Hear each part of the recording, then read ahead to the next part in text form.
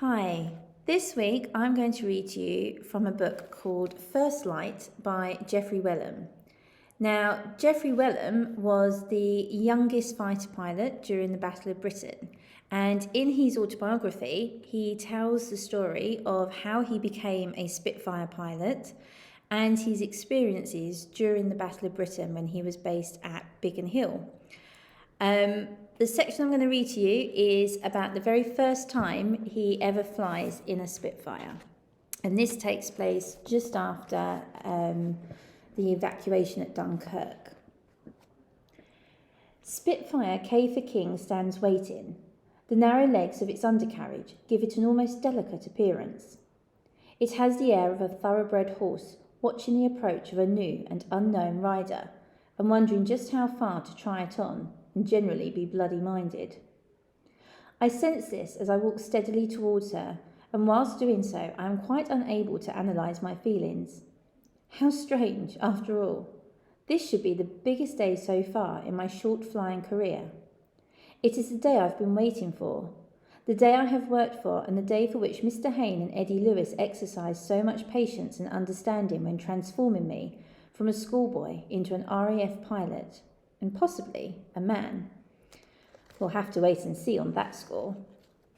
To fly a Spitfire, the latest step to becoming a fighter pilot. Think of the hundreds of pilots all over the service who would give their right arms to have this opportunity, to be a Spitfire pilot. There it stands, getting nearer the whole time. Only 170 hours, or just less, and here I am, confronted by this live creature. No mistakes in this aircraft. There is only one seat for a kick-off and no room for your Eddie Lewis's. Just got to get it right first time, Jeff, old boy, and that's all there is to it. My parachute feels heavy slung over my shoulder, and my helmet is tight across my forehead. The as yet unsecured oxygen mask flaps annoyingly in rhythm with my steps. Standing beside their Spitfire, the two ground crew watch my approach. I imagine their conversation with each other. Another bleeding sprog. We always seem to get 'em on our kite, just because she's a bit old. Wonder if I'll get her back in one piece. About time some other crew had a basin full. Ah well, 2-6.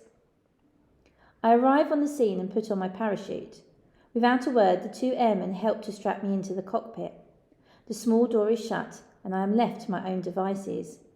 No getting away from it. Totally on my own. Take my time doing the cockpit checks and try to remember what I've been told. This aircraft has an undercarriage that has to be pumped up and down manually. Carrying on through the engine starting procedures, I find myself not a little surprised for some odd reason when the Merlin roars into life at the first touch of the button, sending back clouds of smoke and a stab of flame from the exhaust as it does so. The whole cockpit area is enveloped, but as the engine settles down to run evenly, it clears quickly. All a bit intimidating. The aircraft has become alive with feeling.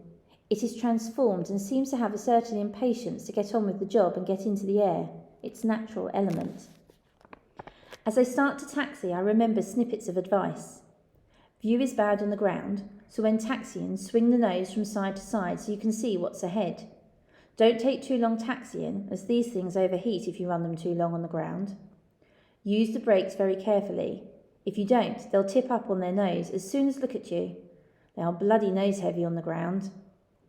Then, of course, there was the warning, the CO's parting shot, the one and only time I spoke to him. If you break one, there will be merry hell to pay. We reach the far end of the aerodrome and stop crosswind.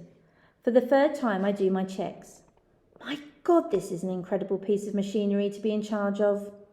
The glycol temperature is up to 105 degrees, and that is just a shade on the high side. I'd better get cracking. There's no excuse for waiting around here any longer. With the narrow undercarriage in mind, I make sure I am exactly into wind, and almost with a feeling of resignation, I let off the brakes and slowly open the throttle. The power comes on in a huge surge, deep and smooth. There is a rich, throaty growl from the Merlin as I open up still further, purely out of habit. The acceleration is something I have never experienced before, and the port wing has dipped down with a terrific torque. Direction is held quite easily on the rudder and with a touch of aileron. We seem to be charging over the ground, and I am still opening the throttle when the Spitfire hurls itself into the air, dragging me along with it. I feel I am hanging onto the stick and throttle in order not to be left behind. In truth, I don't know where I am, and there is no doubt whatsoever that the aircraft is flying me and not the other way round. It seems to be behaving pretty well though, all things considered. Height is gained very rapidly, and gathering my wits, I decide it would be a splendid thing if I could do something about raising the undercarriage. Change hands on the stick. As soon as I take my hand off the throttle, it starts to close all by itself. I make a frantic grab back again. I haven't tightened the friction nut enough.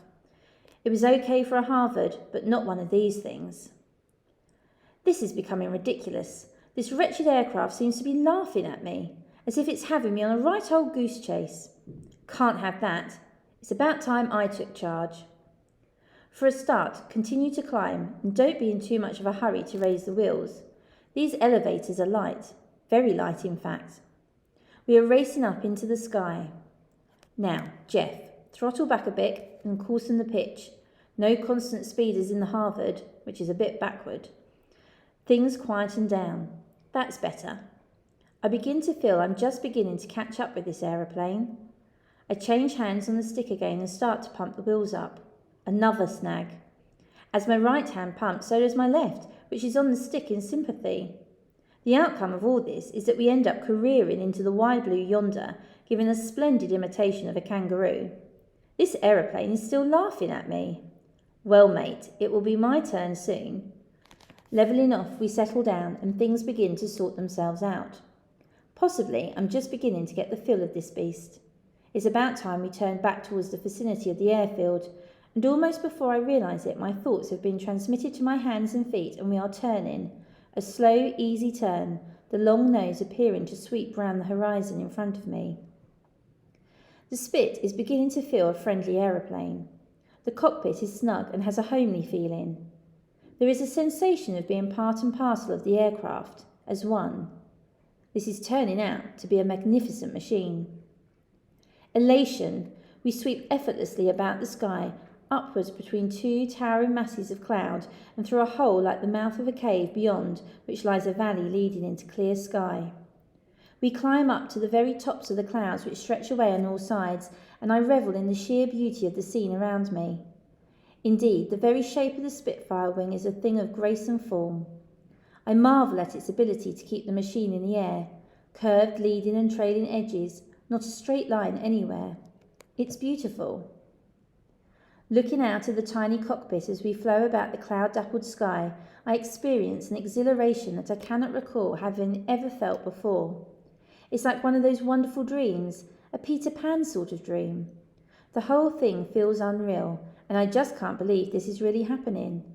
I must be getting lightheaded. What a pity, in a way, that an aeroplane that can impart such a glorious feeling of sheer joy and beauty has got to be used to fight somebody. Maybe that somebody even now is doing some practice flying in his Junkers or whatever, over on his side of the channel. I am brought to my senses by spotting Cambridge some considerable distance away. Must think about getting back. You go a long way in a short time in this aeroplane. Have to think about getting this thing back on the ground, Jeff, my lad. As I turn in the direction of base, I let the nose drop to get rid of surplus height. The speed builds up so quickly it is unbelievable. A glance at the airspeed indicator shows the needle at almost 400 miles per hour, and I wasn't even aware of trying. This is an incredible aircraft and a terrific experience. Now to think about the question of landing, a very important part of the sortie, this bit. I hope you enjoyed that. There are loads of videos from Geoffrey Wellham as well about his experiences in the war, but I can definitely recommend that you give the book a go if it's something that interests you.